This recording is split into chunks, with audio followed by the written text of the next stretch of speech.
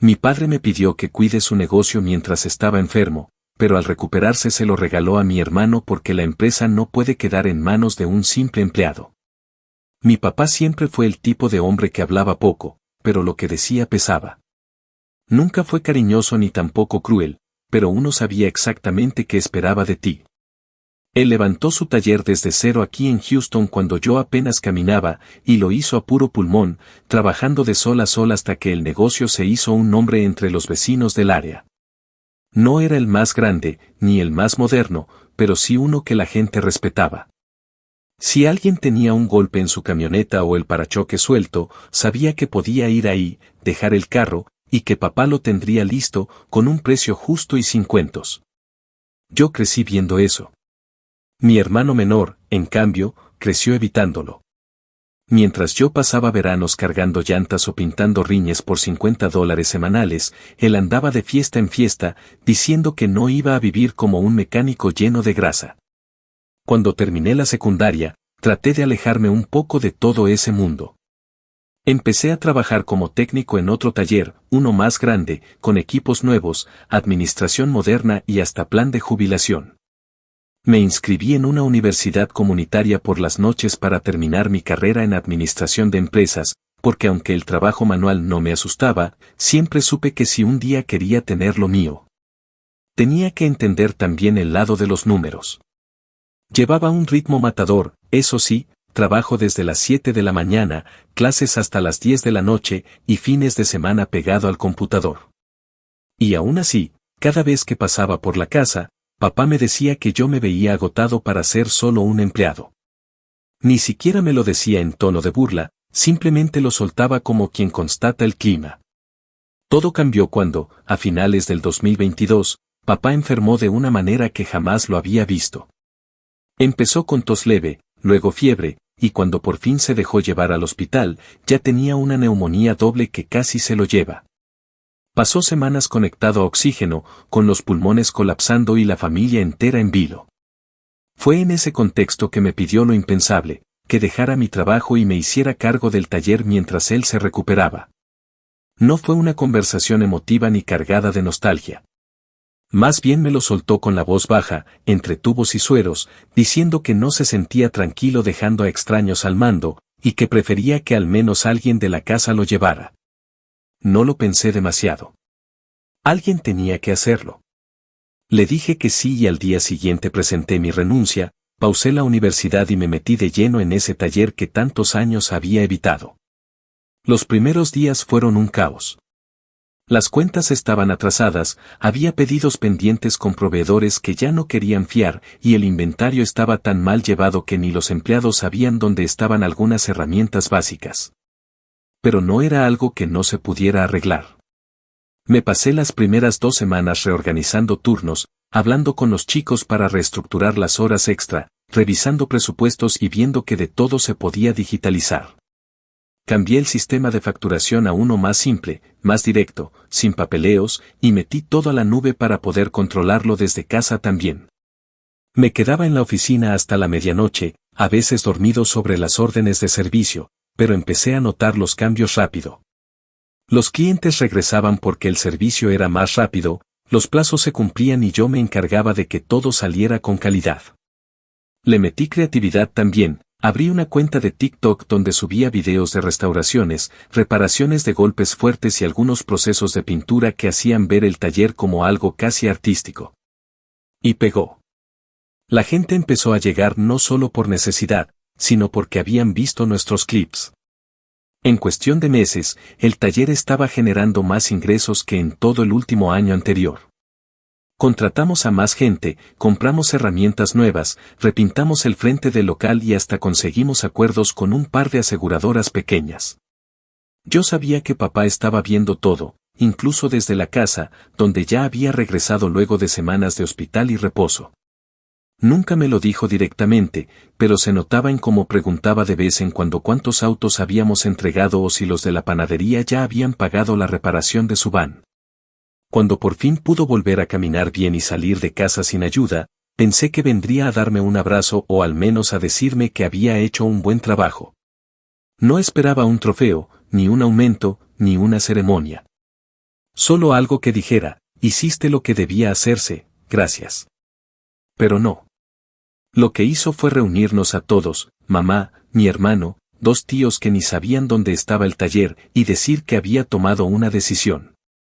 Contrató a un notario, montó una pequeña mesa de comedor como si fuera una oficina formal, y anunció que, dado que él ya no tenía fuerzas para seguir al mando, y porque quería que el negocio quedara en manos de quien tuviera espíritu emprendedor, iba a transferir la propiedad total del taller a Luis, mi hermano menor. Dijo literalmente que la empresa no puede quedar en manos de un simple empleado. Yo estaba ahí, parado con la camiseta del taller aún manchada de aceite, los zapatos sucios de tanto ir de un lado a otro, y una carpeta llena de facturas pagadas y proyecciones de expansión. Me quedé callado. El notario me extendió un papel donde decía que seguiría como gerente general con un salario fijo competitivo, que no era otra cosa que unos $, por encima del mínimo estatal. Mi mamá no sabía dónde meterse, y Luis solo me sonrió como si le hubieran dado un premio que él mismo había ganado. Me palmeó el hombro como si yo fuera su subordinado y me dijo, muy tranquilo, tú ya lo levantaste, ahora déjalo en manos de la sangre emprendedora. Ese día me fui a casa, me quité la camiseta, tiré la carpeta al suelo y entendí que ese taller no era mi herencia. Actualización 1. 3 semanas después de aquella escena absurda con el notario y la asignación de poderes, todavía me levantaba a las 6:30 de la mañana. Me tomaba el mismo café negro de siempre y me subía a la misma camioneta con la que había recorrido cada centímetro del taller en los últimos 9 meses. Por fuera, todo seguía igual, seguía dirigiendo al equipo, organizando los turnos, negociando precios con los proveedores y cerrando cotizaciones como si no hubiera pasado nada. Pero por dentro, algo se había roto. Ya no trabajaba para mi familia, ni siquiera para el futuro del negocio, trabajaba para mí. Cada decisión, cada movimiento que hacía, estaba pensado con otra lógica. Sabía que no podía enfrentar a mi padre ni a Luis de forma directa todavía, pero también sabía que todo imperio mal administrado cae, y que ellos estaban a punto de aprenderlo por las malas. Durante esas primeras semanas me dediqué a observar más de lo que hablaba. Noté cómo Luis llegaba al taller 2 o 3 horas tarde con la misma excusa de siempre, estoy cerrando acuerdos, no todo se hace desde la oficina. Llegaba con camisa abierta, lentes oscuros y una actitud de influencer que no encajaba con el olor a tiner ni con los mecánicos que llevaban años allí ganándose cada $, con las manos partidas. Lo peor es que mi papá, en lugar de reprenderlo, lo justificaba diciendo que la nueva generación maneja los negocios diferente. Mientras tanto, era yo quien se ocupaba de los reclamos de clientes molestos, de resolver los retrasos en entregas por culpa de compras mal hechas y de tranquilizar a los empleados cuando los pagos empezaban a llegar tarde. Nadie me lo decía abiertamente, pero todos en el taller sabían que el verdadero motor seguía siendo yo. Fue entonces cuando empecé a preparar mi jugada en silencio. Lo primero fue sacar copias de todos los contratos vigentes con clientes pequeños, especialmente aquellos que dependían de nosotros para el mantenimiento regular de sus vehículos. Empresas locales de jardinería, de construcción, algunos distritos escolares y un par de flotas de entregas. Sabía quiénes eran los que volvían mes tras mes, y sabía también que valoraban más la confiabilidad que los descuentos. No les robé nada, no los llamé ni los presioné. Solo tomé nota. Les anoté los nombres, los contactos, lo que solían reparar y los detalles que usualmente pedían. Hice una tabla completa con cada uno de ellos en un archivo que guardé en la nube, bien protegido con contraseña, mientras en una carpeta física escondía copias de respaldo que nadie sabría que existían. Después, me senté a escanear cada uno de los manuales y protocolos que yo mismo había diseñado para organizar al personal, los calendarios de mantenimiento preventivo, las rutas internas que había creado para optimizar los tiempos de espera y las cotizaciones tipo para cada tipo de golpe. Todo lo que pudiera usarse como base para replicar el modelo, lo dejé digitalizado. Si iba a levantar algo por mi cuenta, no iba a empezar desde cero. Iba a construirlo con las mismas herramientas que yo mismo había creado, solo que esta vez nadie más se beneficiaría de ello excepto yo. El paso siguiente fue abrir una LLC a mi nombre. Lo hice sin consultar con nadie, desde el celular mientras almorzaba solo en un restaurante pequeño cerca de la autopista. Usé el nombre que había rondado en mi cabeza desde hacía meses, Lone Star Kitchen Experts. Era sencillo, directo, sonaba profesional y además tenía ese guiño local que a los tejanos les encanta. En paralelo compré el dominio web, aseguré las redes sociales asociadas y contraté a un diseñador freelance para que me armara un logo y una paleta de colores sobria pero moderna. Nada exagerado, nada que gritara estamos aquí, pero lo suficiente como para tener presencia cuando llegara el momento de hacer ruido. En las noches, mientras mi hermano subía historias a Instagram en bares caros de Midtown diciendo que ser empresario es saber balancear, yo me quedaba frente al computador programando publicaciones para TikTok usando mis propios videos.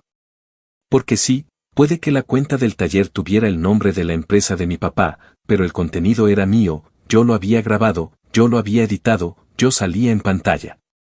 Nadie podía reclamarme por usar mi propia imagen, y así, empecé a llenar la cuenta secundaria con los clips más virales, solo que esta vez con el logo de Lone Star en una esquina. La respuesta fue inmediata, muchos seguidores empezaron a comentar preguntando si era el mismo taller, otros me mandaban mensajes directos queriendo agendar citas y algunos incluso asumieron que ese era mi taller personal. No corregí a nadie. Mientras tanto, seguía cumpliendo con mi rol formal. No daba motivos para que me despidieran ni para que sospecharan que algo se estaba gestando.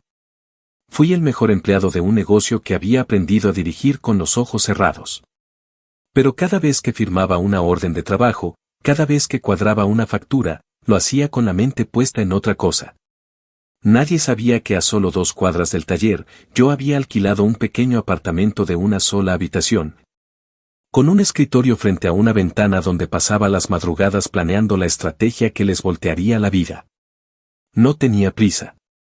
Sabía que la venganza más efectiva no era la que explotaba en la cara, sino la que se construía poco a poco, hasta que no quedara nada de lo anterior en pie. Por eso, cada vez que mi papá me ignoraba durante las reuniones, o que Luis me trataba como un asistente más, yo solo sonreía por dentro. Porque sabía algo que ellos no. Sabía que cuando todo se viniera abajo, nadie podría culparme. Yo no iba a destruirles el negocio. Ellos lo iban a hacer solos. Yo solo me encargaría de estar ahí, con la puerta abierta, cuando sus clientes cruzaran la calle buscando quien sí supiera lo que hacía. Actualización 2. 6 meses después de haber empezado mi plan en silencio, la línea entre lo que era trabajar para mi familia y lo que era invertir en lo mío ya se había desdibujado por completo. Me levantaba cada mañana con el mismo uniforme del taller, la misma rutina de siempre, pero mi cabeza operaba en otro sistema. Sabía que el tiempo corría y que no podía seguir dependiendo del caos ajeno, así que empecé a buscar un espacio físico que pudiera convertirse, tarde o temprano, en el verdadero hogar de Lone Star Kitchen Experts. No quería una zona cara ni un lugar céntrico con pretensiones ridículas. Buscaba algo que pudiera parecer modesto por fuera, pero con potencial para transformarse en lo que necesitaba, funcional, versátil, y sobre todo, asequible sin llamar demasiado la atención. Lo encontré después de semanas de manejar por la ciudad cada vez que salía del taller o tenía una tarde libre. Era un galpón antiguo, medio abandonado, a la salida del Beltway 8, cerca de una zona industrial que había sido fuerte en los 90 pero que ahora estaba medio olvidada. El techo tenía filtraciones, las paredes estaban cubiertas de grafitis y adentro había herramientas oxidadas y un olor a moho mezclado con polvo viejo. Pero los cimientos estaban sólidos y el espacio era más que suficiente. Tenía una entrada trasera que podía adaptarse como zona de pintura, un área de recepción con cristales gruesos que solo requería limpieza y una pequeña oficina en el segundo piso que, con un buen trabajo, podía transformarse en un verdadero centro de control.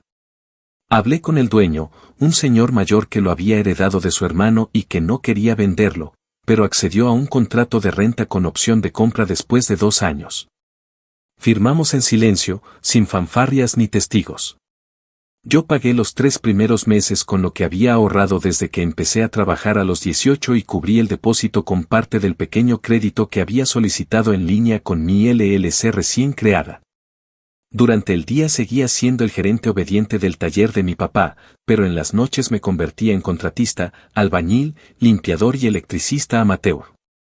Comencé por barrer todo el polvo acumulado, desmantelé estantes corroídos, pinté las paredes con rodillo y limpié los baños con las manos si era necesario.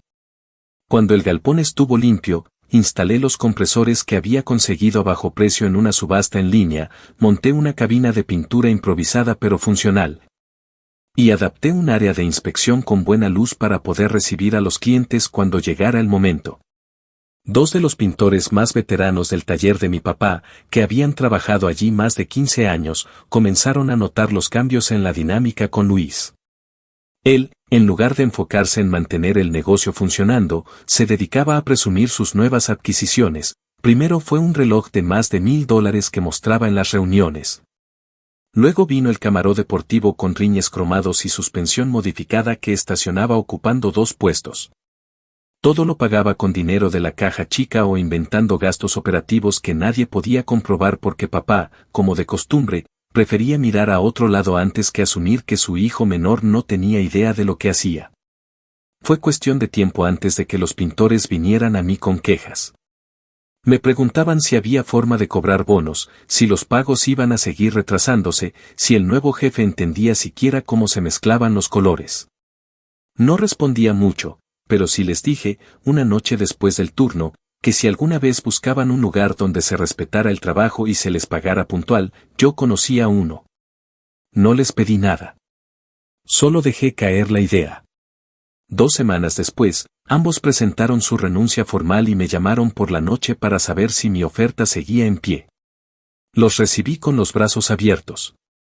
Fueron los primeros en entrar oficialmente al equipo de Lone Star, aunque todavía no había rótulos, ni clientes caminando por la puerta, ni siquiera una página web visible.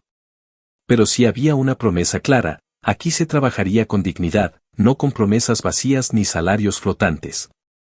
Con ellos adentro, el siguiente paso fue asegurar los permisos y certificaciones necesarios para operar legalmente. Fue un proceso lento, lleno de papeleos, pero que conocía bien por haberlo hecho ya una vez para el taller de mi papá. Aproveché cada contacto que había hecho en esos años, desde el inspector de incendios que me debía un favor hasta el contador que había ayudado a regularizar nuestras cuentas en 2021.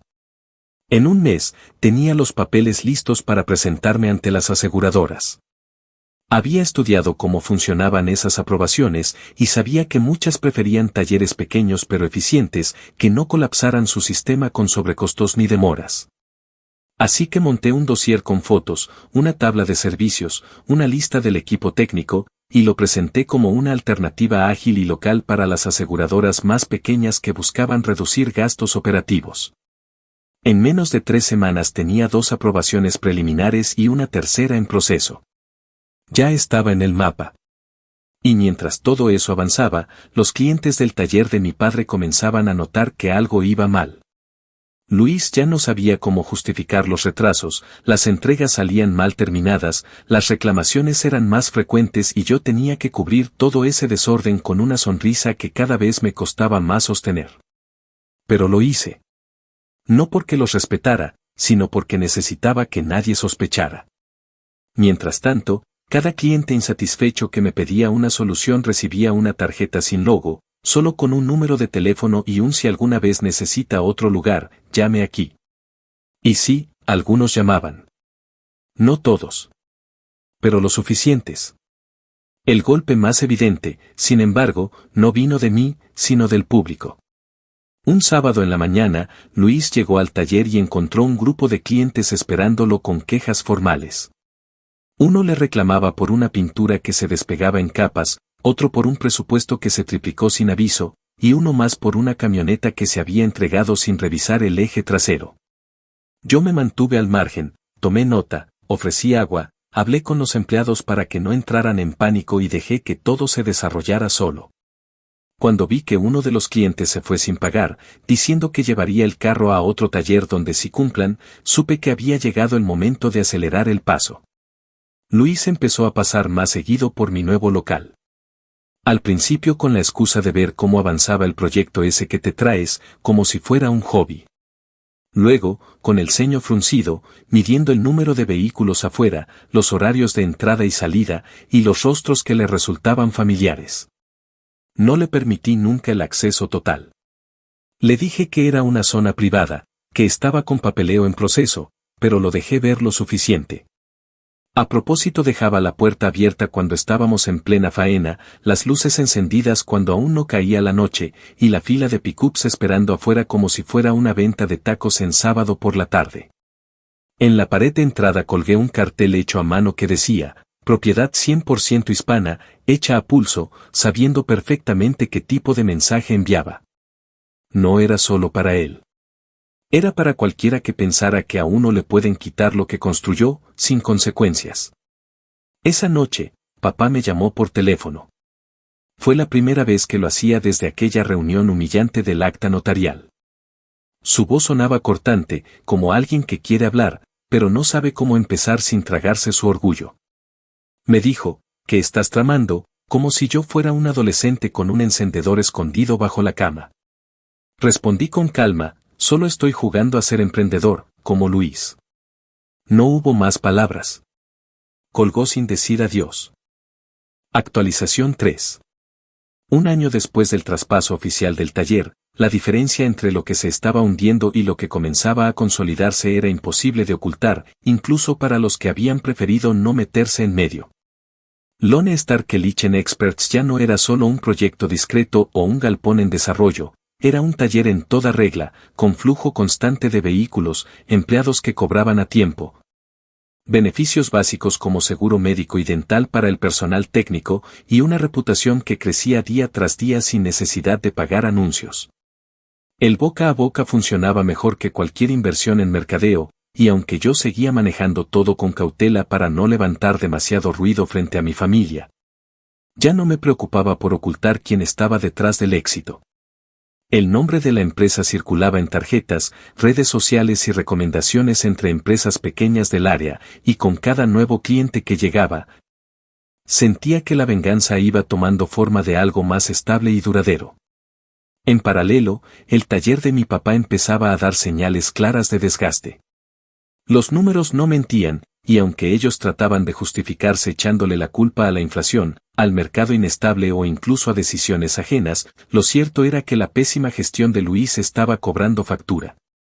Las entregas llegaban con retraso, los repuestos eran de segunda categoría pero cobrados como si fueran originales, y los empleados, hastiados, empezaban a renunciar uno tras otro. Quienes se quedaban lo hacían por necesidad, pero ya no había esa lealtad que una vez existió. Las pausas se alargaban, las discusiones aumentaban y, sobre todo, el desorden era evidente para cualquiera que pusiera un pie allí. Las herramientas desaparecían, los clientes esperaban horas sin que nadie los atendiera, y la oficina administrativa parecía más una sala de apuestas que un lugar de trabajo. Aprovechando esa decadencia, reforcé la estructura de Lone Star. Contraté a una recepcionista con experiencia en atención al cliente que había trabajado años en concesionarios y sabía cómo manejar desde una queja hasta una factura sin necesidad de escalarlo todo al gerente. También incluí un software de seguimiento para que los clientes pudieran recibir actualizaciones por correo y mensaje de texto cada vez que sus vehículos avanzaban en alguna fase del proceso. El cambio fue inmediato. La gente valoraba poder ver que su carro ya había pasado por revisión, o que estaba en pintura, o que el repuesto había llegado. Se sentían informados, tratados con respeto, y eso solo fortalecía la idea de que mi taller no era solo una opción más, sino una alternativa superior. Uno de los momentos más simbólicos llegó a mitad del verano. Una de las empresas con las que mi padre tenía contrato desde hacía años, una compañía que administraba la flota de autobuses escolares en la zona, me contactó directamente. No fue por publicidad ni porque yo los buscara, sino porque uno de sus técnicos, que alguna vez trabajó conmigo en el viejo taller, les recomendó Lone Star después de que se hartaron de esperar 3 semanas por una reparación menor que Luis había prometido entregar en 5 días. Me citaron para una reunión en su sede, sin mucha formalidad. Solo querían conocerme, ver el taller, entender cómo funcionábamos y, sobre todo, saber si podían confiar en nosotros a largo plazo. Me preparé como si fuera una auditoría federal. Llevé una presentación impresa con detalles de nuestro proceso de trabajo, certificaciones vigentes, hoja de ruta para servicios recurrentes y hasta un cuadro comparativo de precios que demostraba que, sin sacrificar calidad, podíamos mantener tarifas más estables que los talleres tradicionales. Durante la conversación, el jefe de operaciones me preguntó si yo había trabajado antes con ellos. No mentí.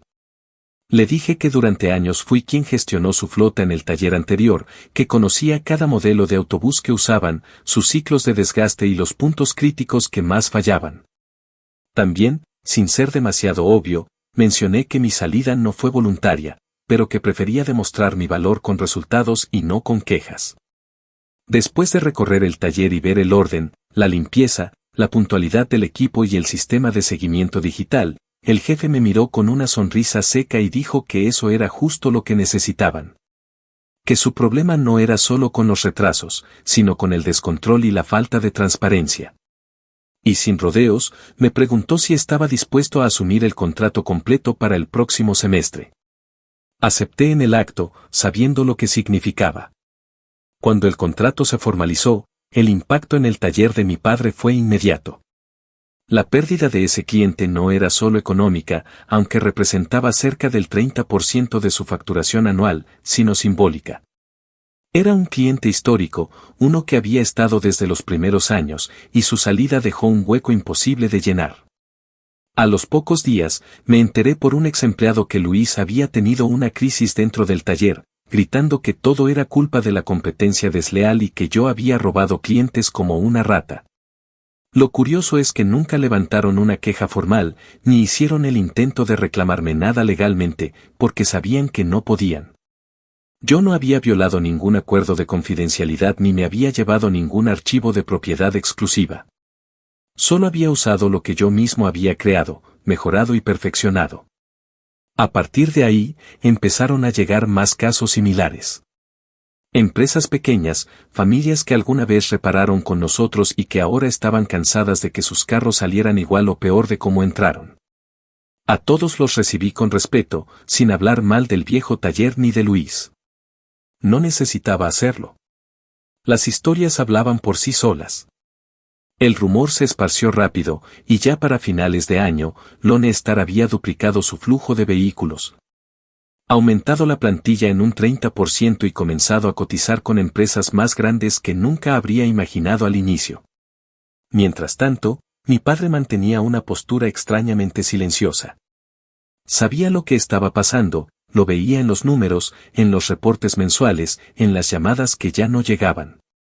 Pero no decía nada. Y yo entendí por qué, estaba demasiado orgulloso para admitir que había cometido un error. Prefería ver cómo su empresa se derrumbaba antes que aceptar que el hijo al que llamó simple empleado había sido quien realmente sostuvo todo en pie. Yo no necesitaba oírlo. Solo necesitaba seguir. Porque la venganza que se cocina con paciencia no se grita, se cobra con intereses. Y lo que venía, apenas estaba comenzando. Actualización 4. 18 meses después de que mi papá decidiera regalarle el taller a Luis como si fuera una herencia simbólica por sangre, el panorama ya era completamente distinto, tanto en lo económico como en lo personal. Yo, que empecé desde cero en un galpón olvidado del Beltwaa, tenía ahora un taller completamente operativo, con líneas de producción organizadas, una base de datos sólida y una lista de espera que nos obligaba a abrir turnos nocturnos 2 veces por semana. Habíamos crecido tanto que ya no bastaba con mantenernos, ahora estábamos expandiéndonos. Había comprado un lote adyacente para almacenaje y contraté a un gerente operativo para poder enfocarme en los acuerdos grandes. Mientras tanto, el taller de mi papá se caía a pedazos, casi literalmente. Las estructuras metálicas de la zona de pintura estaban oxidadas, los compresores fallaban cada semana. Y ya había rumores de que los inspectores de la ciudad habían recibido quejas formales sobre olores fuertes y manejo inadecuado de desechos químicos. Me enteré de todo eso no por terceros lejanos, sino por gente que aún trabajaba allá, porque varios empleados, incluso los más fieles, comenzaron a buscarme discretamente, pidiéndome una oportunidad. No los aceptaba a todos, no por orgullo, sino porque sabía que en mi taller no podía meter a cualquiera, ni siquiera por lástima. Pero escuchaba, tomaba nota y construía un mapa mental de cómo la estructura de lo que alguna vez fue el negocio de mi papá se iba agrietando cada vez más. El colapso no era instantáneo, pero era evidente. Ya no tenían líneas claras de trabajo ni control de inventario. Los proveedores comenzaban a pedir pagos por adelantado porque Luis había rebotado varios cheques y los clientes que volvían lo hacían solo para exigir reembolsos o terminar trabajos a medias. Una de esas tardes en que pasaba cerca, noté que el letrero del taller tenía 2 bombillos fundidos, y que una esquina del aviso colgaba como si estuviera a punto de caer. Esa imagen se me quedó grabada porque, en muchos sentidos, era el reflejo exacto de lo que había quedado de aquel lugar, un sitio que alguna vez fue sinónimo de respeto, convertido ahora en una sombra débil que colgaba de un hombre ya desgastado. Lo que terminó de voltear todo fue una jugada que planifiqué desde hacía meses, pero que esperé a ejecutar hasta el momento preciso. Al revisar los registros públicos de propiedades comerciales, cosa que aprendí a hacer con un asesor legal al que contraté desde el principio, descubrí que el galpón original donde operaba el taller de mi padre todavía estaba a nombre suyo, no del negocio como entidad. Y más interesante aún, tenía una hipoteca activa desde hacía casi 5 años que no se había terminado de pagar. Lo más preocupante no era eso, sino que los registros mostraban que los pagos habían empezado a retrasarse.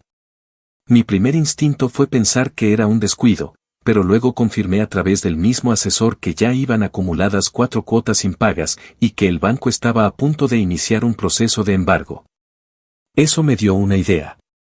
Podría haber esperado a que el banco se lo quitara, pero no quería que ese cierre pareciera una consecuencia inevitable o una tragedia impersonal. Quería que fuera una decisión mía.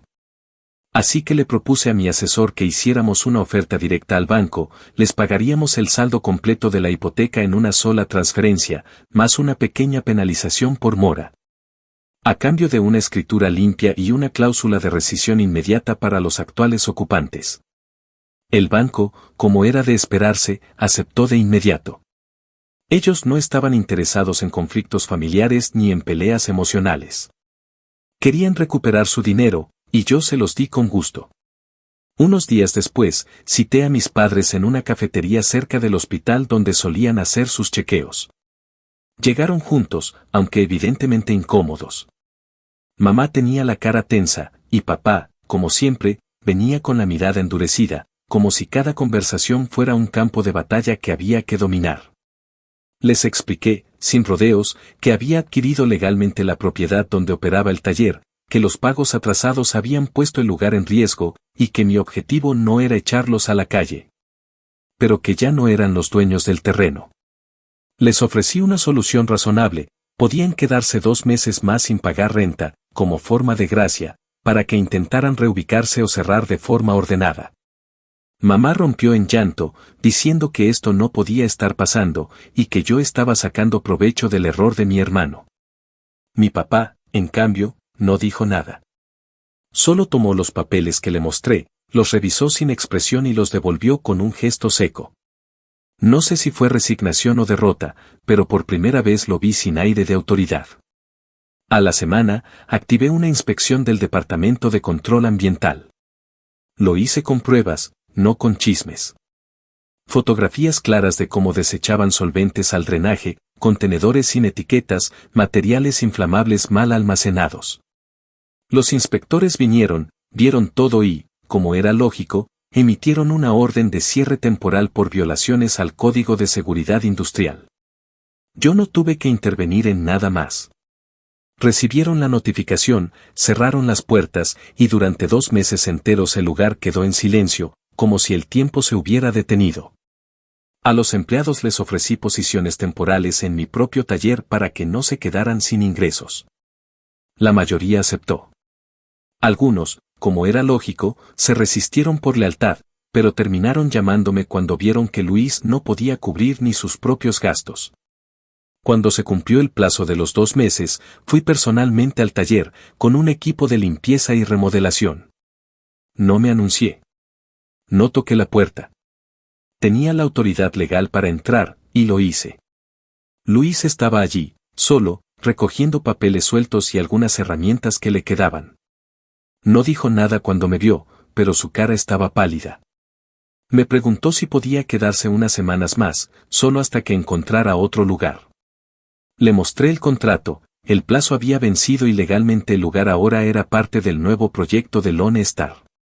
Me miró como si no me reconociera, como si nunca hubiera creído que yo podría estar del otro lado, del lado que da las órdenes. No me detuve a explicarle nada. Solo le dije que tenía una hora para salir y que el camión de residuos ya venía en camino. No lo insulté, no me burlé, no le levanté la voz. Me limité a decir, la misma sangre que usaron para quitarme esto, es la que firmó los papeles que hoy te dejan fuera. Cuando me giré para entrar al galpón, él se quedó parado un momento más y luego se fue. No volvió. Y yo, por primera vez en mucho tiempo, sentí que el terreno era verdaderamente mío. No porque lo había comprado, sino porque cada centímetro del concreto, cada línea de pintura vieja y cada tornillo oxidado ahora estaba limpio de falsos títulos. De arrogancia barata y de esa absurda creencia de que un apellido te convierte en dueño de algo que no trabajaste. Esa tarde comencé a pintar de nuevo las paredes, no solo para cubrir el desgaste, sino para borrar el pasado. Esta vez, los colores eran míos. Y el nombre que iba a ir sobre la entrada no dejaba lugar a dudas, Lone Star Kitchen Experts. Sin herencias. Sin favores. Solo trabajo real. Actualización 5.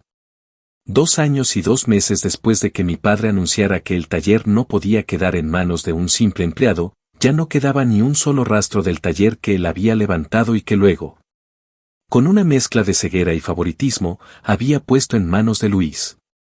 El lugar que una vez fue su orgullo ahora era parte integral de Lone Star Kitchen Experts, remodelado de pies a cabeza, con nueva señalización, un sistema eléctrico actualizado. Techos reforzados y estaciones de trabajo separadas por área, cada una identificada con una placa de acero inoxidable que llevaba el nombre del técnico a cargo. La transformación fue total. Incluso la vieja oficina de papá, que alguna vez se llenó de humo de cigarro y papeles desordenados, se convirtió en una sala de capacitación con una pantalla gigante y sillas ergonómicas donde dábamos charlas mensuales sobre buenas prácticas y seguridad industrial. El día que se cumplía el último plazo del acuerdo de gracia que les di, ese que les permitía ocupar la propiedad sin renta durante 60 días mientras, en teoría, buscaban reubicarse. Mi papá me llamó por primera vez desde la visita de los inspectores. Fue una llamada breve, seca, y si soy honesto, patética. Me dijo que estaba tratando de reorganizarse, que el dinero no alcanzaba, que todo había pasado demasiado rápido y que necesitaba más tiempo. Le pregunté cuánto, sabiendo que su respuesta solo serviría para probar lo que ya sabía, que no tenía un plan, que nunca lo tuvo. Me dijo que con 3 meses más podría estabilizar las cosas. Que su intención era volver a levantar el negocio, aunque fuera desde más abajo. En ese momento entendí que aún no había asimilado que ya no estaba en una posición de construir nada. Lo interrumpí sin gritar, sin rencor en la voz, y le dije que el contrato era claro, que no había letra pequeña ni condiciones escondidas. Tenía hasta esa misma tarde para desalojar cualquier cosa que aún quedara dentro. Le ofrecí, por respeto a lo que alguna vez fue, llevarle todo a donde indicara, pero el espacio ya no era suyo. Luis, por su parte, no me llamó. Apareció en la propiedad ese mismo día, 1 hora antes del cierre, con una expresión que mezclaba desesperación con esa arrogancia que aún no sabía cómo esconder del todo. Caminó entre los autos en reparación como si fuera invisible, ignorado por los trabajadores que ya no lo reconocían como alguien relevante. Me encontró en la oficina que antes fue la suya, porque sí, el muy descarado había mandado a hacer una oficina personal que no usaba más que para tomar llamadas que nadie devolvía, y me pidió que habláramos. Cerré el portátil, crucé los brazos y lo dejé hablar. Me dijo que entendía lo que había pasado, que él había cometido errores, pero que estaba dispuesto a empezar desde abajo si eso significaba recuperar algo. Me pidió trabajo. No una posición de gerencia ni de liderazgo, sino cualquier cosa, aunque sea barriendo el taller, fueron sus palabras exactas. No fingí sorpresa. Lo había anticipado desde hacía tiempo y ya tenía su puesto listo. Le ofrecí el rol de asistente técnico de piso. Lo mismo que yo hice durante años: cargar repuestos, limpiar cabinas, mantener las herramientas organizadas y anotar las órdenes que entraban. El sueldo era justo, ligeramente superior al mínimo, con los mismos beneficios que todos los empleados de primer nivel recibían. Él lo aceptó sin chistar, probablemente convencido de que solo sería temporal, que podría escalar rápido o que su apellido aún le abriría puertas. Pero no. Porque la primera lección que debía aprender era que nadie es especial por accidente de nacimiento. Lo presenté al equipo esa misma tarde. Hice una pequeña reunión informal y, sin levantar la voz ni dramatizar, lo señalé frente a todos y dije con absoluta calma que Luis viene a reforzar el equipo de apoyo en piso. Trae experiencia previa en el rubro, pero aquí empieza como todos, desde el principio. Hoy aprenderá cómo se organiza el área de cabinas y a partir de mañana estará bajo la supervisión directa de Andrés, nuestro jefe de turno. Algunos se miraron entre sí con sorpresa, otros sonrieron por lo bajo. Luis se mantuvo en silencio, aunque no pudo disimular la incomodidad. No era para menos. Lo había hecho presentarse ante el mismo grupo al que había llamado mano de obra prescindible cuando entró a manejar el viejo taller. Y ahora estaba recibiendo instrucciones de técnicos que alguna vez él mismo ignoró o despreció. Mi papá apareció una semana después, justo un viernes a las 5 de la tarde, cuando el turno terminaba. Se paró en la entrada, con el sombrero en la mano, viendo desde fuera cómo Luis limpiaba una cabina de pintura en la parte trasera, arrodillado, con el uniforme azul manchado de polvo blanco. Me llamó por mi nombre, con esa voz seca que usaba cuando iba a decir algo serio. Me pidió, casi en susurros, que no humillara a su hermano, que no lo pusiera en situaciones innecesarias. Lo miré por un momento sin decir nada y luego respondí con una frase que llevaba guardada desde aquella tarde en que me llamaron simple empleado. Le dije que lo único que hacía era darle la oportunidad que a mí me negaron. Con las mismas condiciones, sin descuentos, sin privilegios. Le recordé que él decidió que yo era solo un engranaje, que no merecía propiedad, ni voto, ni voz. Y que ahora su hijo menor tenía exactamente lo que él consideraba adecuado para alguien como yo, un puesto operativo y un horario que cumplir. Papá no contestó. No me insultó. No se defendió. Solo asintió con la cabeza, tal vez aceptando que ya no tenía argumentos, o tal vez entendiendo que ya era tarde para corregir lo que había echado a perder. Le tendí la mano, como se le tiende a un cliente que entra por primera vez. Él me la estrechó sin convicción y se marchó. No volvió a aparecer desde entonces. Ese día me encerré en la oficina con los estados financieros y los reportes de desempeño de los últimos 12 meses. Había mucho por hacer aún, una nueva sucursal en el norte de la ciudad, acuerdos en negociación con aseguradoras estatales y un plan de becas para formar aprendices de comunidades latinas. Pero antes de seguir, me tomé 5 minutos para mirar el monitor de las cámaras de seguridad. Vi a Luis, sudado, limpiando en silencio, y a mi equipo trabajando con la concentración de quienes saben que todo esfuerzo se recompensa. Cerré el monitor, respiré hondo y pensé en cómo la justicia, cuando se construye con paciencia y con manos limpias, no solo llega, sino que se queda. Porque ahora, todo lo que tengo, lo levanté solo. Y todo lo que ellos perdieron, se lo arrebataron entre ellos mismos. Yo solo me aseguré de que no hubiera forma de volver atrás. Actualización final. Hoy, más de 3 años después de aquel día en que mi papá me miró a la cara y me llamó simple empleado frente a un notario y toda la familia, el mundo en el que él vivía ya no existe. Todo cambió, no de golpe, sino paso a paso, sin necesidad de romper puertas ni levantar la voz. No hubo gritos, ni venganzas escandalosas. Hubo orden. Hubo estrategia. Hubo trabajo. Y hubo una paciencia que él nunca esperó de mí. Porque mientras él creía que yo era solo un operario disciplinado, alguien que sabía cómo mantener la estructura andando pero no cómo dirigirla, yo estaba construyendo algo que no podía verse desde afuera. Algo que no necesitaba su aprobación, ni su permiso, ni su bendición. Algo que cuando terminó de tomar forma, ya no podía detenerse. Hoy Lone Star Kitchen Experts tiene 2 sedes funcionando al 100%, una en el sur, en el mismo terreno que alguna vez fue suyo, y otra al norte de Houston, equipada con tecnología de escaneo digital. Cabinas con temperatura controlada, zona de capacitación técnica y una pequeña sala de espera con café gratis y wifi donde incluso los clientes que solo vienen a pedir una cotización se sienten bienvenidos. Tenemos una alianza con un programa vocacional de escuelas públicas que nos permite recibir a estudiantes de último año como parte de su formación, y los que muestran compromiso y ganas, se quedan contratados al terminar. Esos muchachos llegan asustados, inseguros, sin saber distinguir entre una llanta de repuesto y una manguera de frenos, pero se les ve en los ojos el deseo de aprender. Y eso es lo único que se necesita aquí. No apellidos. No favores. No historias familiares que te amarren a una silla por herencia. Solo ganas. Solo trabajo. Luis sigue trabajando conmigo. No todos los días. Se turna entre tareas administrativas menores y limpieza de áreas operativas, porque nunca pudo adaptarse por completo al ritmo que exigen los técnicos certificados. Le di la opción de entrenarse, de sacar licencia, de entrar al programa de formación como cualquier otro empleado nuevo. Dijo que sí al principio, pero abandonó a la mitad. Lo vi claramente, no era flojera, era orgullo.